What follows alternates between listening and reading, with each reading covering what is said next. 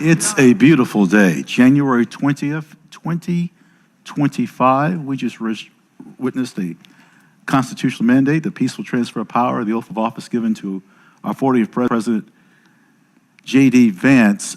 President Trump mentioned in his speech one of the, I think, identifying marks that he wanted to be remembered as a peacemaker and unifier.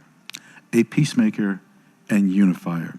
I thought it was also interesting that he said this is the new golden age of America beginning now. We haven't had an inauguration of the rotunda since 1985.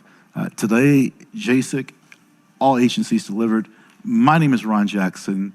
This is we've been on since 9 o'clock, but we just witnessed a national anthem by tenor Christopher Macchio. I want to make note of this. There's a lot of ceremonies that happen in the rotunda. We witnessed Mexican so many of them. drug cartels, I think it's interesting. Said, this as happens with foreign inaugurations. terror That the national anthem is rendered so this was after a speech the oath of office, after God Bless America. It's the crescendo of the ceremony that happens in the rotunda, and what a powerful rendition we just witnessed.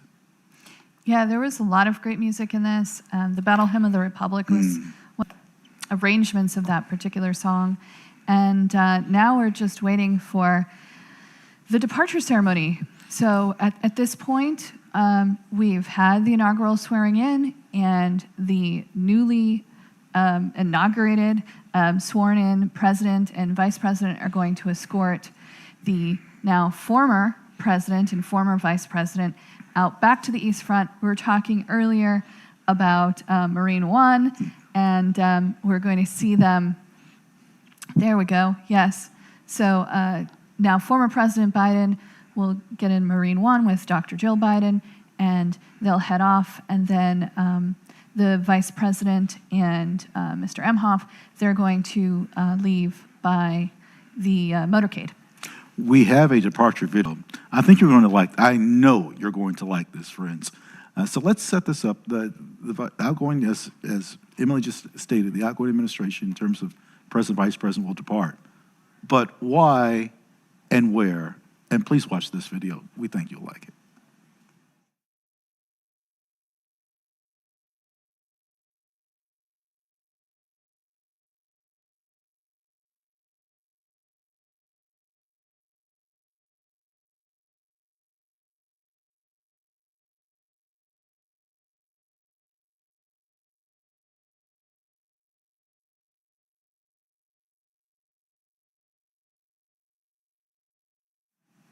Friends, we'll have this video for you in just a moment. Once again, it's 1:05 Eastern Time. This is our plaza of the East Front of the Capitol. President Donald Trump, I had about 12:01, 12:02, in which he went to the stage. Chief Justice Roberts, the oath of office. Eastern Time. This is our no, I didn't have time to plaza, the East Front of the Capitol. I was going to, but there's a group that will do that. Yeah, what was the President Donald Trump of the inaugural 12:01, 12:02, addresses? William Henry Harrison, 8,445 in 1841. The stage. I think most people know the shortest, which might office. Eastern Time. It's still surprising. This is our the shortest. No, I didn't have time to plaza, the East Front of the Capitol. I was going to, but there's 135 words. Yeah. Now, mind you, what was the President Donald longest? talked about, for those who's joining us, 12:01, we talked a lot about weather. William Henry Harrison, President Washington 8,445 was sworn in, was the stage. I think most people know the shortest, which might be Eastern Time. but because It's still weather, surprising. This is our the shortest. no, I didn't have time to plaza, the East Front of the Capitol. I was going George to Washington, 135 was a gentleman from Ireland. Yeah, His yeah, name, mind you, what was the Charles President Donald Trump. Trump. I've seen it twice. For those who's joining us, 12:01, 12:02, William Henry Harrison, President Washington thought it was 8,445. his sworn in was the stage. I think Charles most people know the shortest, which might be Eastern Time. But because It's still surprising. This is our the short. No, I didn't have time to plaza, the East Front of the Capitol. 135 was a gentleman from Ireland. Yeah, His yeah, name, mind you, what was the President Donald Trump. I've seen it twice. For those who's joining us, 12:01, 12:02, William Henry Harrison, 8,445. His sworn in was the stage. Charles which might be Eastern Time. But because it's still surprising.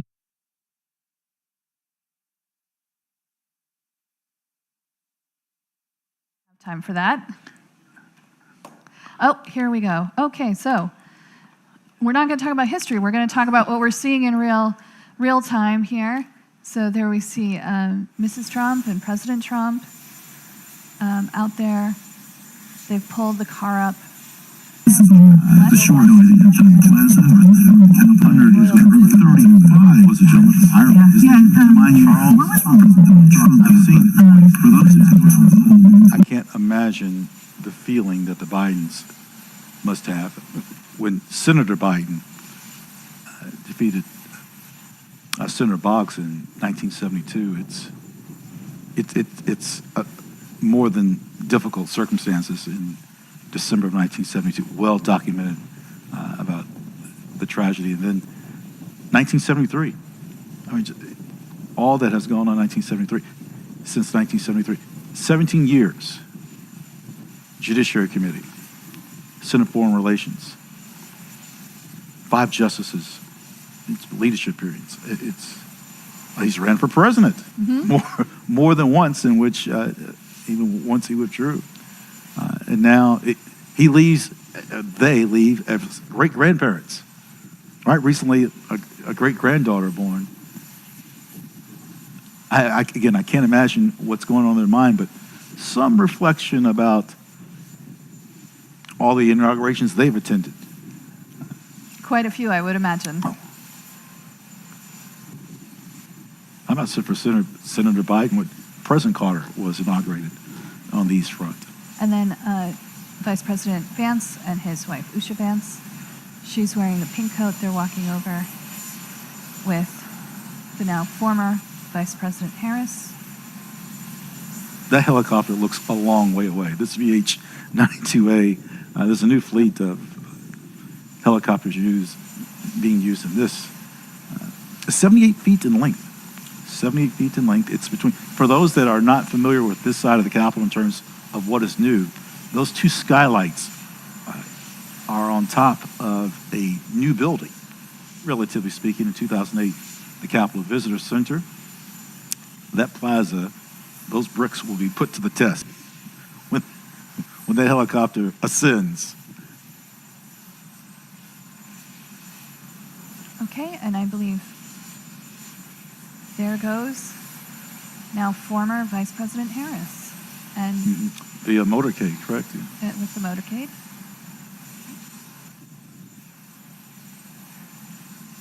And now we should see the next group walking towards the helicopter. Yep, there they go.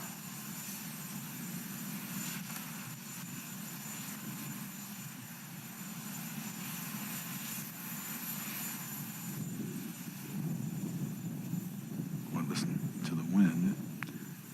Yeah. Mrs. Trump making certain, I imagine there's more than a fastener attached to that hat. Bobby pins galore, holding that hat to her head. Yes. You never stop serving your country.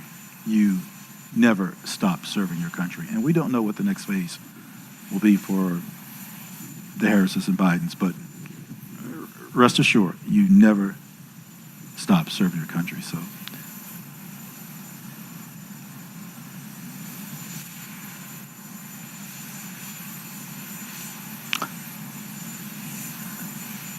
I would say that was an affectionate exchange between the families. Right. Now the former president getting inside the helicopter. And we should be able to watch it take off.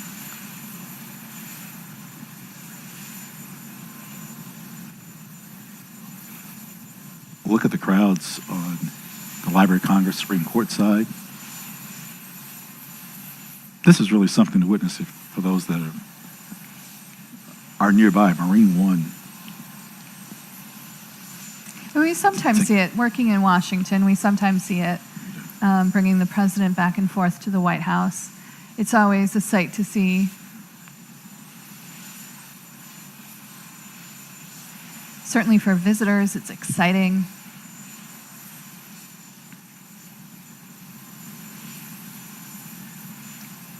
Why do I think a trivia question is coming about? You never know. It could be coming.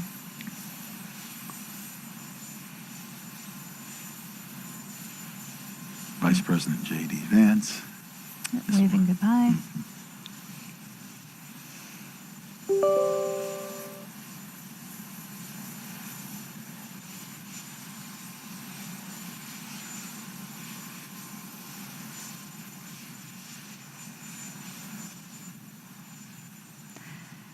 So now the president will go back into the Capitol building for more parts of the ceremonies. Or parts of the ceremony. We have a couple of more things to go through before he goes back to the White House this afternoon. That ceremonial luncheon is going to be devoured quickly, I think.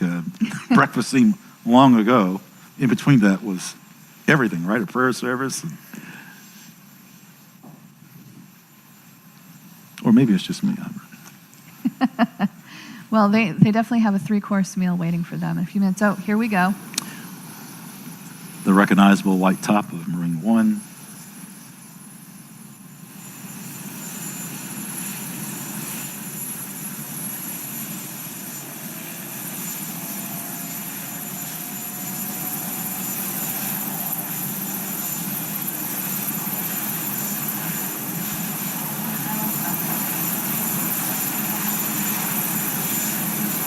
Yeah, we've lost. I can't hear.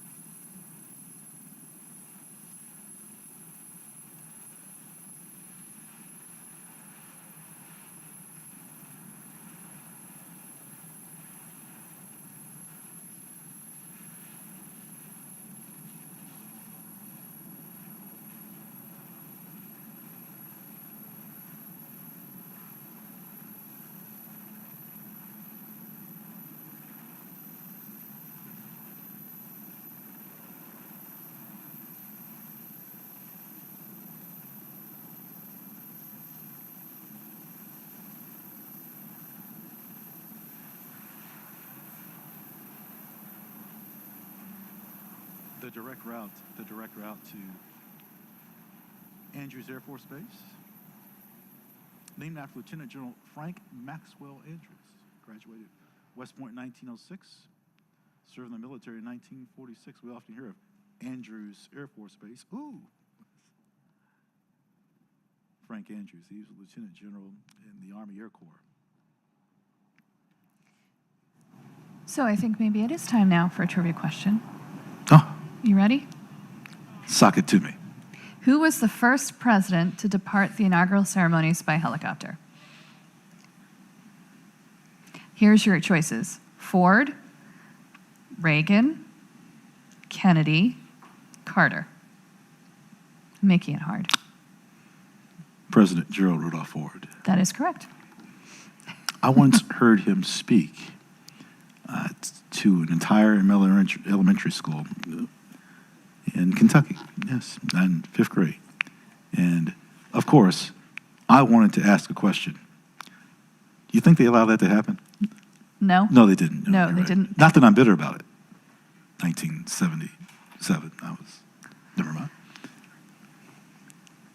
So I think now we're going to watch a little video about the signing ceremony that's going to happen next, a little history of this event. So let's watch.